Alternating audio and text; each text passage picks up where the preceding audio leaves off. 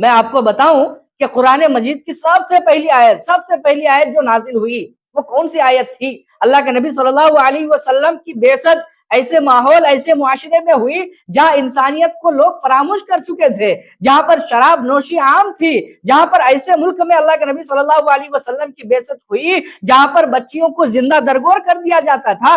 ایسے ملک میں، ایسے سماج، ایسے معاشرے میں اللہ کے نبی صلی اللہ علیہ وسلم کی بعثت ہوئی۔ اللہ کے نبی صلی اللہ علیہ وسلم ایسے سماج میں نبی بنا کر کے بھیجے گئے جہاں پر اپنی بچیوں کو زندہ گاڑ کر لوگ چوک چوراہوں پر فخر کے ساتھ بیان کیا کرتے تھے کہ ہم نے آج اپنی بیٹی کو زندہ درگور کر دیا ہے۔ ایسے وقت میں ایسی جگہ پر اللہ کے نبی صلی اللہ علیہ وسلم کی بعثت ہوئی، اور سب سے پہلی آیت جو قرآن مجید کی نازل ہوئی، قرآن مجید جو تمام تر انسانیت کے لیے ہدایت و رہنمائی کا سر چشمہ ہے، اس قرآن مجید کے اندر اللہ تعالیٰ نے یہ نہیں کہا کہ اپنے بچیوں کو زندہ درگور نہ کرو، شراب پینا چھوڑ دو، چوری کرنا چھوڑ دو، نہیں کہا۔ اللہ تبارک و تعالیٰ نے جو سب سے پہلی آیت کریمہ نازل فرمائی اور فرمایا، کیا فرمایا؟ اقرأ بسم ربک الذی خلق۔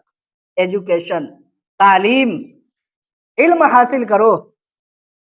کیا کرو؟ علم حاصل کرو۔ ایسے ماحول میں ذرا آپ اندازہ لگائیے، ایسے ماحول میں جہاں شراب نوشی دھویں دھار انداز میں کیا جا رہا ہو، جہاں پر یوں ہی قمار بازی، جوا کھیلا اس طریقے سے جا رہا ہو گویا کہ عیب نہ سمجھا جاتا ہو، اس کو بچیوں کو درگور کرنا، عورتوں پر ظلم و زیادتی کرنا، عورتوں کے اوپر ظلم و زیادتی کے پہاڑ توڑنا عام بات ہو، عورتوں کو پیر کی جوتی سے بھی بدتر سمجھا جاتا ہو، ایسے وقت میں، ایسے مرحلے میں جب قرآن مجید کی آیت کریمہ نازل ہوتی ہے تو کیا کہتا ہے؟ ایجوکیشن لو، تعلیم حاصل کرو۔ کیا کرو؟ تعلیم حاصل کرو، اس لیے کہ اللہ تعالیٰ حکیم ہے، اللہ جانتے ہیں کہ علم حاصل کرے گا، اس کے اندر تعلیم ہوگی تو کسی پر ظلم نہیں کرے گا، علم ہوگا، علم اس کے اندر آئے گا تو یہ جا کر کے کسی کو زندہ درگور نہیں کرے گا۔ یہ اللہ تعالیٰ کی حکمت عملی ہے۔